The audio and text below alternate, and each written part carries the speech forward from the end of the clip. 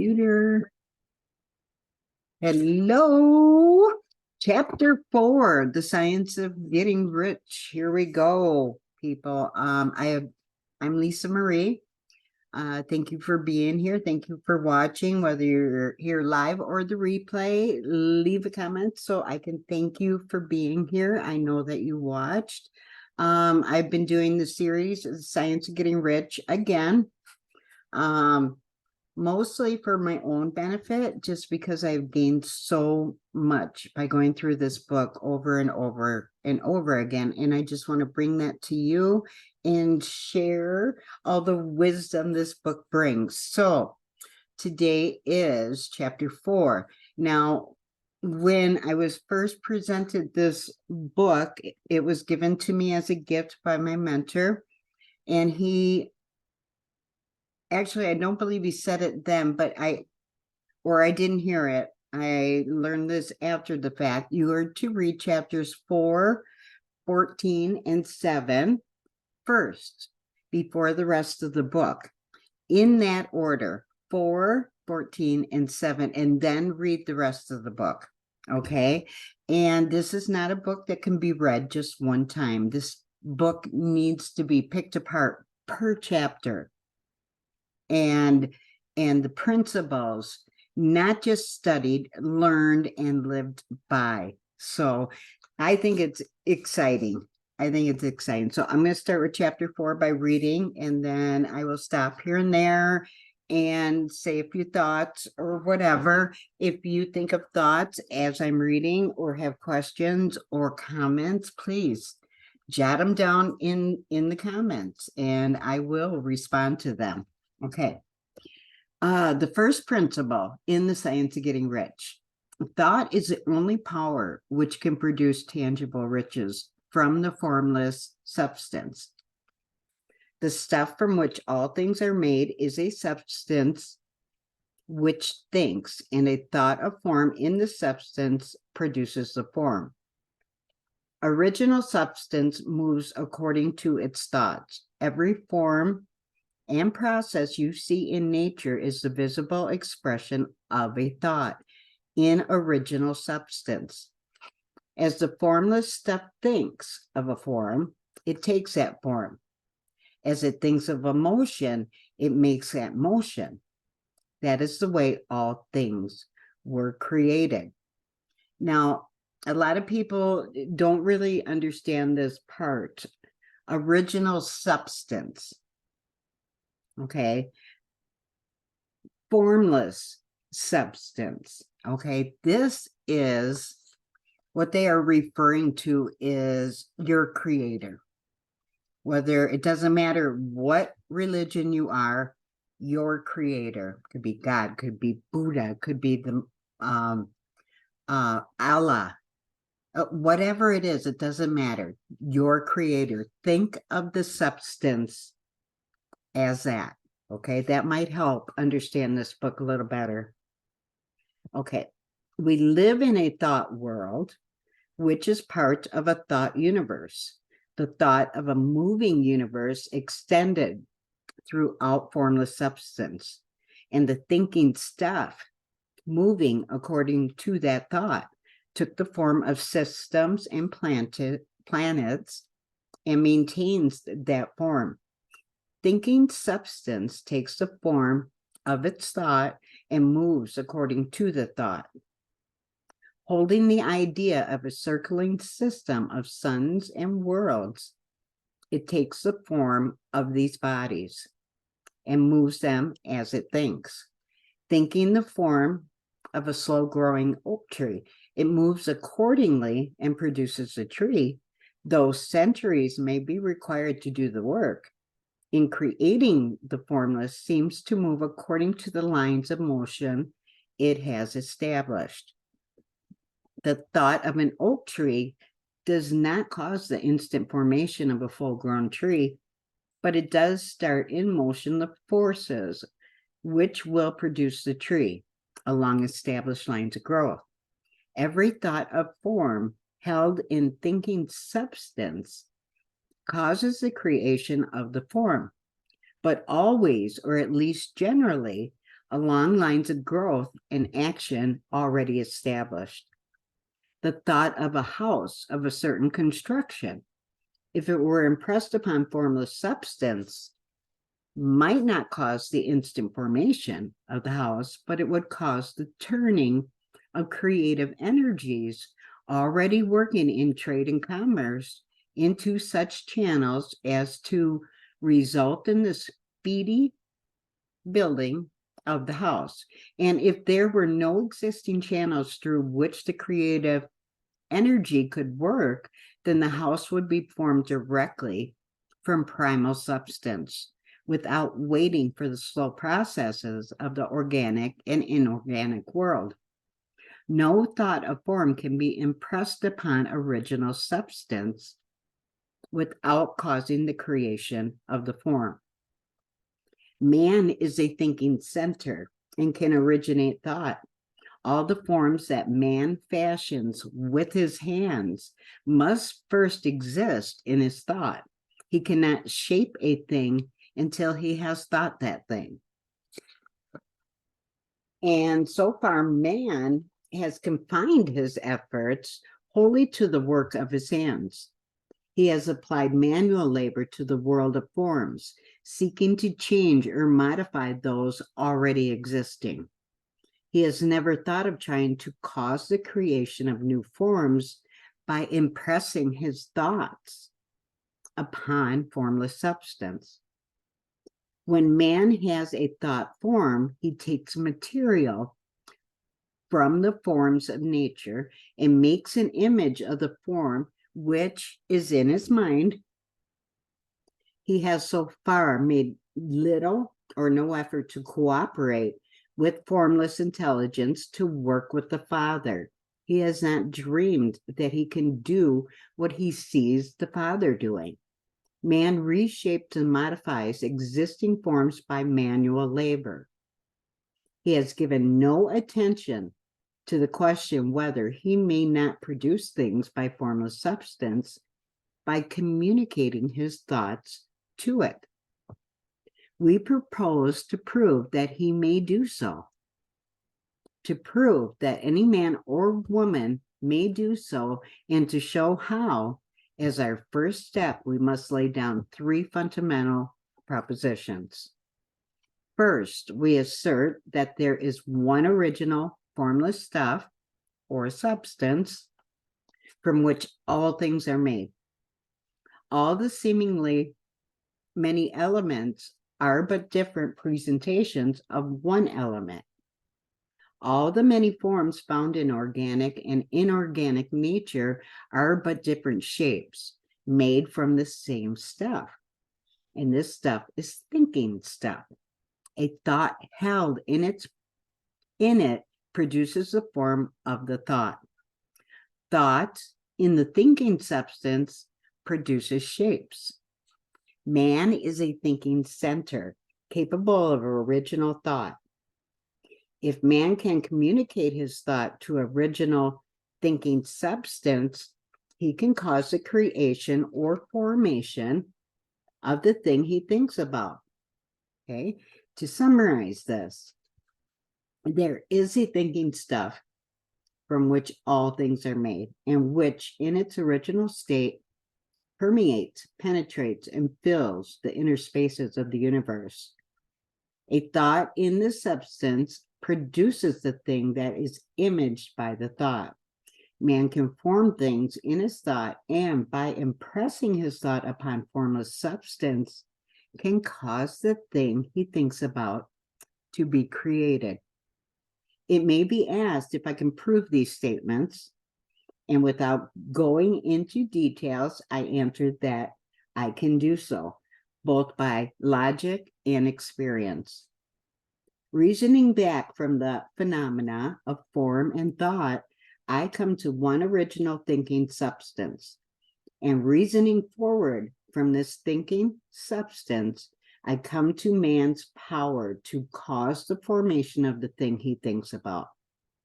And by experiment, I find the reasoning true. And this is my strongest proof. If one man who reads this book gets rich by doing what it tells him to do, that is evidence in support of my claim. But if every man who does what it tells him to do gets rich, then that is positive proof. Until someone goes through the process and fails, the theory is true. Until the process fails, and this process will not fail. For every man who does exactly what this book tells him to do will get rich. I have said that men get rich by doing things in a certain way, and in order to do so, men must become able to think in a certain way.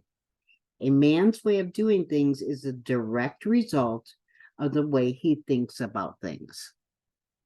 To do things in a way you want to do them, you will have to acquire the ability to think the way you want to think. This is the first step towards getting rich. To think what you want to think is to think truth, regardless of appearance. Every man has the natural and inherent power to think what he wants to think, but it requires far more effort to do so than it does to think the thoughts which are suggested by appearances. To think according to appearance is easy. To think truth, regardless of appearance, is laborious. It is the hardest work in the world. This is especially true when truth is contrary to appearances. Every appearance in the visible world tends to produce a corresponding form in the mind which observes it. And this can only be prevented by holding the thought of the truth. To look upon the appearance of disease will produce the form of disease in your own mind and ultimately in your body. Unless you hold the thought of truth, which is that there is no disease, it is only an appearance and the reality is health. To look upon the appearances of poverty will produce corresponding forms in your own mind. Unless you hold to the truth that there is no poverty, there is only abundance. To think health when surrounded by the appearances of disease, or to think riches when in the midst of appearances of poverty, requires power. But he who acquires this power becomes a mastermind. He can conquer fate. He can have what he wants. This power can only be acquired by getting hold of the basic fact that is behind all appearances. And that fact is that there is one thinking substance from which and by which all things are made. Then we must grasp the truth that every thought held in the substance becomes a form. And that man can also impress his thoughts upon it as to cause them to take form and become visible things. When we realize this, we lose all doubt and we lose all our fear, for we know that we can create what we want to create, and we can get what we want to have, and we can become exactly what we want to be. As a first step toward getting rich, you must believe the three fundamental statements given previously in this chapter, and in order to emphasize them, I will repeat them here. There is a thinking stuff from which all things are made, and which in its original state permeates, penetrates, and fills the inner spaces of the universe. A thought in the substance produces the thing that is imaged by the thought. Man can form things in his thought, and by impressing his thought upon formless substance, can cause the thing he thinks about to be created. You must lay aside all other concepts of the universe than this monistic one, and you must dwell upon this until it is fixed in your mind and has become sorry, your habitual thought. Read these creed statements over and over again. Fix every word upon your memory and meditate upon them until you firmly believe what they say. If a doubt comes to you, cast it aside as a sin. Do not listen to argument against this idea. Do not go to churches or lectures where a contrary concept of things is taught or preached. Do not read magazines or books which teach a different idea. If you get mixed up in all your faith, all your efforts will be in vain. Do not ask why these things are true, nor speculate as to how they can be true. Simply take them on trust. The science of getting rich begins with the absolute acceptance of this faith. So what they are telling us is that nothing starts without the thought first. Nothing can be formed unless we have a thought of it first. We may not know exactly what it's going to look like, but we just concentrate our mind on that thought and it will proceed as long as you stay true to your thought and don't let anybody else tell you otherwise.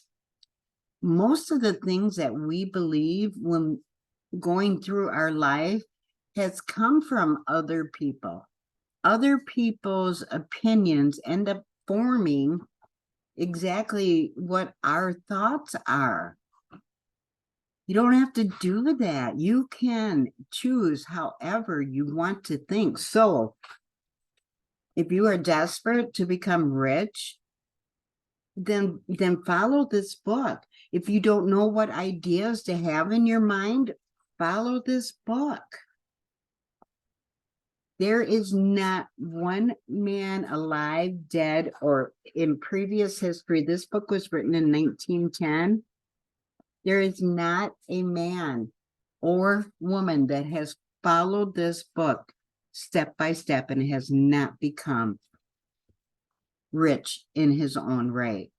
So if you can, if something in this book doesn't resonate with you, or you feel like I can't believe that, then the best thing I can tell you is to change your perspective. If you can choose how you feel in every situation, stop and look at your feelings, your emotions. That is your evidence on if you are in the right track or not. Because if you are continually hitting or fighting against resistance of any kind, if there's a constant struggle, something is not right. Okay, need to step back and look at the situation, or you need to change your perspective. And everybody and their brother can tell you how to think, how to act. That is up to you. You can choose your feelings. Nobody can tell you how to feel in different situations. So go by your feelings, go by your emotions, whatever you're going through, whatever you are doing. How is that resonating with you? Does it leave you feeling good, a good feeling, or does it make you feel bad? I don't want anything to do with feeling bad anymore, especially, and I was talking to my husband a little bit. How do you change your perspective on something? You just got to get that thought into your mind, twist it however you want to make it resonate with you. Okay. Maybe you broke up with your boyfriend. Let's just give you something there. Okay. And maybe that boyfriend was making you feel bad all the time. You thought less of yourself. He's always on your case about something, or why'd you do that, or why'd you say that, or telling you what you should say. that's not up to that boyfriend to tell you anything. That is completely up to you and how you want to feel. So, doing nothing is formed. Nothing in this world has been formed without it being a thought in somebody's mind first.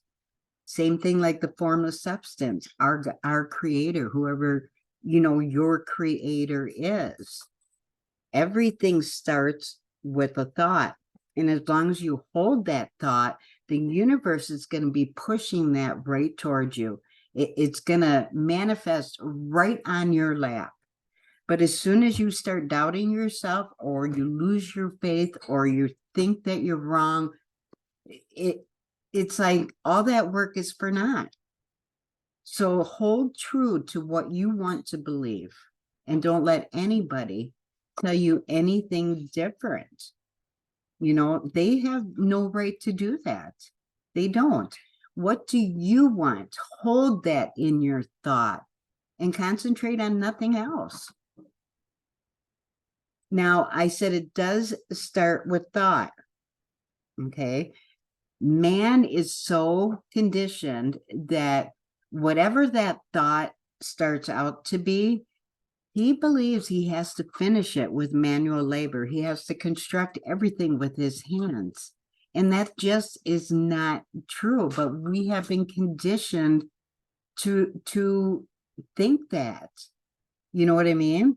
So just try it. Try it for a month.